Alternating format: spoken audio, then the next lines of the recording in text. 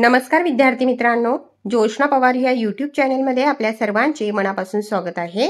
आज आपण इयत्ता 9वीच्या वर्गाचा तास घेणार आहोत आणि या तासिकेला आपण इतिहास व राज्यशास्त्र या विषयाची प्रथम सत्र परीक्षा प्रश्नपत्रिका उत्तरांसहित अभ्यासणार आहोत। ही प्रश्नपत्रिका एकूण 40 गुणांची आहे आणि वेळ हा 2 तासाचा देण्यात आलेला आहे। अगोदर आपण इतिहास या विषयावर आधारित प्रश्नपत्रिका अभ्यासू। प्रश्न पहिला अ, दिलेल्या पर्यायातून योग्य पर्याय निवडून पुढील विधाने पूर्ण करा। 3 गुणांसाठी आहे हा प्रश्न। 1. भौतिक साधनांमध्ये टिंब समावेश होत नाही, त्याचा ड पर्याय बरोबर आहे म्हणींचा। भौतिक साधनांमध्ये म्हणींचा समावेश होत नाही। दुसरे वाक्य, 19 जुलै 1969 रोजी देशातील प्रमुख टिंब बँकांचे राष्ट्रीयकरण करण्यात आले, त्याचा ब पर्याय बरोबर आहे 14। 19 जुलै 1969 रोजी देशातील प्रमुख 14 बँकांचे राष्ट्रीयकरण करण्यात आले। तिसरे वाक्य, जीवन शिक्षण हे मासिक टिंब या संस्थेमार्फत प्रकाशित केले जाते, त्याचा ब पर्याय बरोबर आहे। जीवन शिक्षण हे मासिक विद्या प्राधिकरण या संस्थेमार्फत प्रकाशित केले जाते। प्रश्न पहिल्यातील ब प्रश्न, पुढील प्रत्येक गटातील चुकीची जोडी ओळखून लिहा। 3 गुणांसाठी आहे हा प्रश्न। पहिला गट पहा, त्यातील 4थ्या क्रमांकाची जोडी चुकीची आहे, चंद्रशेखर मंडल आयोग। दुसरा गट, दुसऱ्या गटातील पहिल्या क्रमांकाची जोडी चुकीची आहे, कावतजी दावर पोलादाचा कारखाना। तिसरा गट, तिसऱ्या गटातील तिसऱ्या क्रमांकाची जोडी चुकीची आहे, CSIR कृषी संशोधनाला चालना देणे ही जोडी चुकीची आहे। प्रश्न दुसरा अ, पुढे दिलेल्या सूचनांप्रमाणे कृती करा। 3 पैकी कोणत्याही 2 कृती पूर्ण करायच्या आहेत 4 गुणांसाठी। पहिली कृती आहे पुढील तक्ता पूर्ण करा। तक्ता पहा, पंचवार्षिक योजना, कालावधी, उद्दिष्टे। 1. पहिली योजना 1951 ते 1956 शेती सामाजिक विकास। 2. दुसरी योजना 1956 ते 1961 औद्योगिकीकरण। 3. तिसरी योजना 1961 ते 1966 विषमतेचे निर्मूलन। 4. चौथी योजना 1969 ते 1974 शास्त्रीय संशोधन आरोग्य। 5. पाचवी योजना 1974 ते 1979 दारिद्र्य निर्मूलन, आर्थिकदृष्ट्या देश स्वावलंबी बनवणे। दुसरी सूचना आहे रिकाम्या चौकटीत घटना किंवा सण लिहून पुढील कालरेषा पूर्ण करा। त्या ठिकाणी आपण कालरेषा पूर्ण केलेली आहे। इसवी सन 1950 भारतीय नियोजन मंडळाची स्थापना। इसवी सन 1966 ताश्कंद करार। 3. इसवी सन 1984 ऑपरेशन ब्ल्यू स्टार। 4. इसवी सन 1991 भारताने जागतिकीकरणाचा स्वीकार केला आणि 5. इसवी सन 1999 कारगिल येथे भारत पाकिस्तान यांच्यात युद्ध झाले। तिसरी सूचना, पुढील संकल्पना चित्र पूर्ण करा। NCERTने राबवलेले उपक्रम। त्या ठिकाणी एक उपक्रम दिलेला असेल, अध्ययन अध्यापन तंत्राचा विकास। पुढील उपक्रम तुम्ही लिहायचे आहे। शिक्षकांसाठी मार्गदर्शिका, कार्यपुस्तिका, प्रज्ञाशोध परीक्षा, अध्यापन प्रशिक्षण। ब प्रश्न, टिपा लिहा। 3 पैकी कोणत्याही 2 टिपा लिहायच्या आहेत 4 गुणांसाठी। पहिली टीप आहे जागतिकीकरण, दुसरी टीप आहे मिश्र अर्थव्यवस्था आणि तिसरी टीप आहे कोठारी आयोग। त्यापैकी आपण जागतिकीकरण आणि मिश्र अर्थव्यवस्था या टीपा अभ्यासू। उत्तर, जागतिकीकरण म्हणजे जगातील सर्व राष्ट्रांची मिळून एक बाजारपेठ निर्माण करणे होय, म्हणजेच जागतिक अर्थव्यवस्था निर्माण करणे होय। जागतिकीकरणामुळे आपल्या राष्ट्राशिवाय जगातील कोणत्याही देशाशी कोणालाही व्यापार करणे शक्य झाले, व्यापारावरील नियंत्रणे नष्ट झाली, आर्थिक उदारीकरण घडून आले, उद्योग व्यवसायात अधिक गुंतवणूक होऊन त्यांचा विस्तार झाला, रोजगाराच्या नव्या संधी निर्माण झाल्या। जागतिकीकरणाने अर्थकारण, राजकारण, विज्ञान व तंत्रज्ञान, समाज व संस्कृती अशा सर्वच क्षेत्रात बदल घडून आले। दुसरी टीप आहे मिश्र अर्थव्यवस्था। ज्या अर्थव्यवस्थेत काही उद्योग खाजगी उद्योगांच्या मालकीचे असतात तर काही उद्योग सरकारी मालकीचे असतात, अशा अर्थव्यवस्थेस मिश्र अर्थव्यवस्था असे म्हणतात। मिश्र अर्थव्यवस्थेत भांडवलशाही आणि समाजवादी अर्थव्यवस्थातील चांगले गुण एकत्र आणण्याचा प्रयत्न केलेला असतो। या अर्थव्यवस्थेत उद्योगातील नफ्याची प्रेरणा, नियम पालन, कालबद्ध नियोजन इत्यादी गोष्टींचा विचार केलेला असतो. भारत स्वतंत्र झाल्यावर आर्थिक विकास साधण्यासाठी भारताने मिश्र अर्थव्यवस्थेचा स्वीकार केला. पुढे आहे प्रश्न 3. पुढील प्रश्नांची 25 ते 30 शब्दात उत्तरे लिहा. 3 पैकी कोणत्याही 2 प्रश्नांची उत्तरे लिहायची आहेत 4 गुणांसाठी. पहिला प्रश्न, भारतीय अर्थव्यवस्थेची वैशिष्ट्ये कोणती? उत्तर, भारताला विविध उद्योगांची उभारणी करून आधुनिकीकरण करायचे आहे. या उभारणीतून भारताला स्वावलंबी बनवायचे आहे. नियोजनाद्वारे सामाजिक न्यायावर आधारलेली अर्थव्यवस्था भारताला अस्तित्वात आणायची आहे.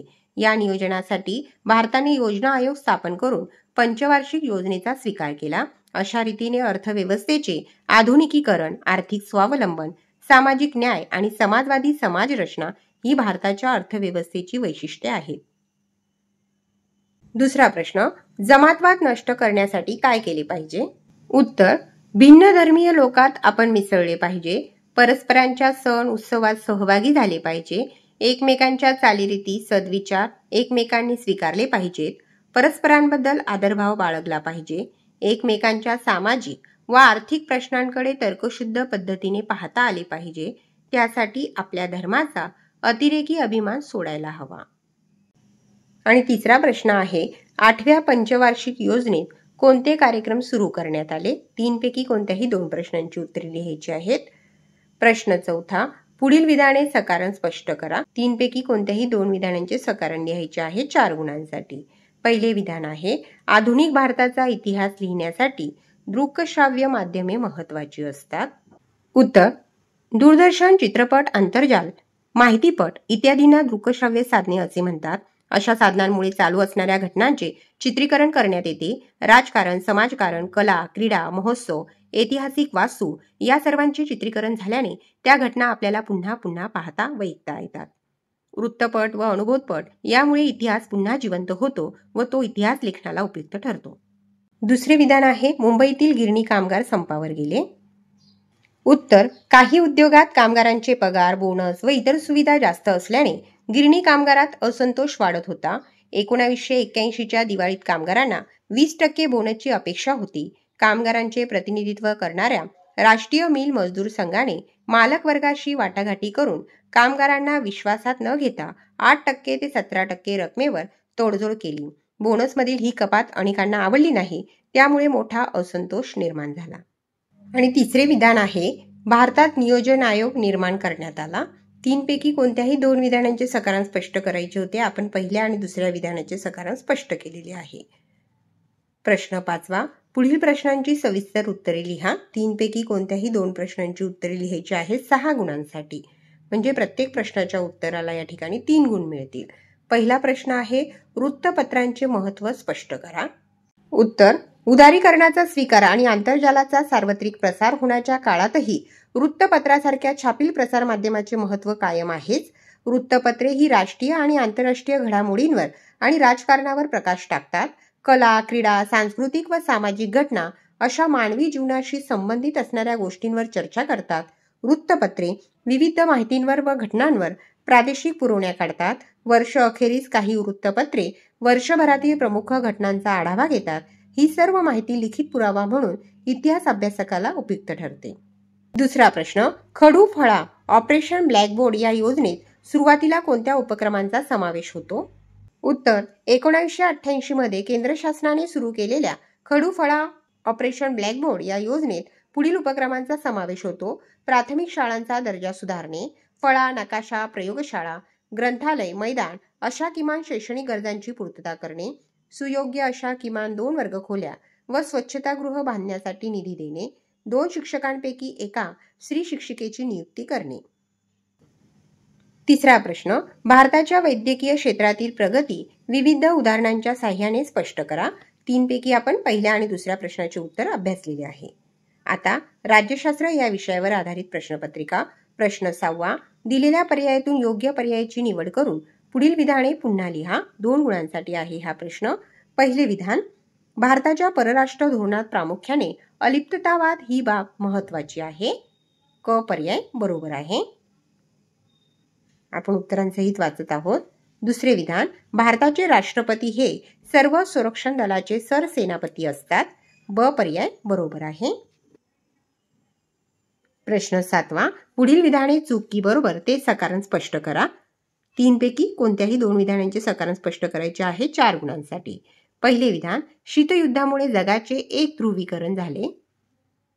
उत्तर, हे विधान चूक आहे, कारण एक ध्रुवीकरण म्हणजे जगातील सर्व राष्ट्रे एका गटात येणे. शीतयुद्धामुळे जगातील बहुतेक राष्ट्रे 2 महासत्तांच्या गटात सामील झाली होती. राष्ट्राची अशी 2 गटात विभागणी होणे याला द्विध्रुवीकरण असे म्हणतात.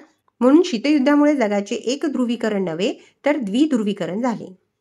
दुसरे विधान, पंडित नेहरूंनी भारत चीन संबंध सुधारण्यास मोठे योगदान दिले.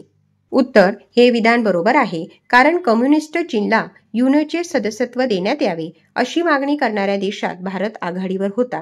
1954 साली चीनचे पंतप्रधान चौ एन लाय व भारताचे प्रधानमंत्री पंडित नेहरू यांच्या भेटीने हे संबंध अधिक दृढ झाले. या 2 नेत्यांमध्ये पंचशील तत्वांच्या आधारे मैत्री करार घडून आला. अशा रीतीने पंडित नेहरूंनी भारत चीन संबंध सुधारण्यास मोठे योगदान दिले. पुढे आहे तिसरे विधान, प्रत्येक राष्ट्र स्वतःसाठी भक्कम सुरक्षा व्यवस्था निर्माण करते. 3 पैकी आपण प्रश्न क्रमांक 1 आणि प्रश्न क्रमांक 2 चे उत्तर अभ्यासले आहे. पुढे आहे प्रश्न 8वा अ, पुढील संकल्पना स्पष्ट करा. 2 पैकी कोणतीही एक संकल्पना स्पष्ट करायची आहे 2 गुणांसाठी. एक आहे परस्परावलंबन आणि दुसरी संकल्पना आहे मानवी सुरक्षा. त्यापैकी आपण मानवी सुरक्षा ही संकल्पना अभ्यासू. उत्तर, राष्ट्रीय सुरक्षा म्हणजे केवळ देशाची सुरक्षा नव्हे तर देशात राहणाऱ्या माणसांचीही सुरक्षा हा नवा विचार शीतयुद्धानंतर पुढे आला. मानवी सुरक्षेत निरक्षरता, दारिद्र्य, अंधश्रद्धा, मागासलेपण दूर करून सर्वांना सन्मानाने जगण्यास योग्य अशी परिस्थिती निर्माण करणे याचाही समावेश होतो. अल्पसंख्य व दुर्बलांचे रक्षण ही बाबही मानवी सुरक्षेत समाविष्ट असते. मानवी सुरक्षेत माणसांचे सर्व प्रकारच्या धोक्यांपासून संरक्षण करणे ही बाबही विचारात घेतली जाते. प्रश्न 8व्यातील ब प्रश्न, दिलेल्या सूचनांप्रमाणे कृती करा. 2 कृतींपैकी कोणतीही एक कृती पूर्ण करायची आहे 2 गुणांसाठी. पहिली कृती आहे परराष्ट्र धोरण निश्चित करणारे घटक. देशाचे भौगोलिक स्थान, राजकीय व्यवस्था, प्रशासकीय घटक, राजकीय नेतृत्व, अर्थव्यवस्था. आणि दुसरी कृती आहे भारतातील निमलष्करी दले, सीमा सुरक्षा दल, तटरक्षक दल, जलद कृती दल, केंद्रीय राखीव पोलीस दल. प्रश्न 9वा, पुढील प्रश्नांची थोडक्यात उत्तरे लिहा. 2 प्रश्नांपैकी कोणत्याही एक प्रश्नाचे उत्तर लिहायचे आहे 2 गुणांसाठी. पहिला प्रश्न आहे भारताचे परराष्ट्र धोरण कोणत्या मूल्यांवर आधारित आहे. आणि दुसरा प्रश्न आहे सीमा सुरक्षा दलाची कार्ये लिहा. त्यापैकी आपण पहिल्या प्रश्नाचे उत्तर अभ्यासू. उत्तर, भारताचे परराष्ट्र धोरण पुढील शाश्वत मूल्यांवर आधारित आहे. 1. आंतरराष्ट्रीय शांतता व सुरक्षितता यांना प्राधान्य. 2. आंतरराष्ट्रीय समस्या किंवा वाद शांततेच्या मार्गाने सोडवणे. 3. अन्य राष्ट्रांशी मैत्रीपूर्ण संबंध ठेवणे. 4. आंतरराष्ट्रीय कायद्यांचा आदर करणे. 5. मानवी हक्कांबद्दल आदर बाळगून त्यांचे रक्षण करणे. पहा विद्यार्थी मित्रांनो, या ठिकाणी आपण इयत्ता 9वीच्या वर्गाची इतिहास व राज्यशास्त्र या विषयाची प्रथम सत्र परीक्षा प्रश्नपत्रिका उत्तरांसहित अभ्यासली. व्हिडिओ आवडल्यास व्हिडिओला लाईक करा आणि चॅनलला सबस्क्राईब करून ठेवा, जेणेकरून या पुढचे जे नवनवीन शैक्षणिक व्हिडिओ मी यूट्यूबवर टाकेन त्याची नोटिफिकेशन अगोदर तुमच्यापर्यंत पोहोचेल.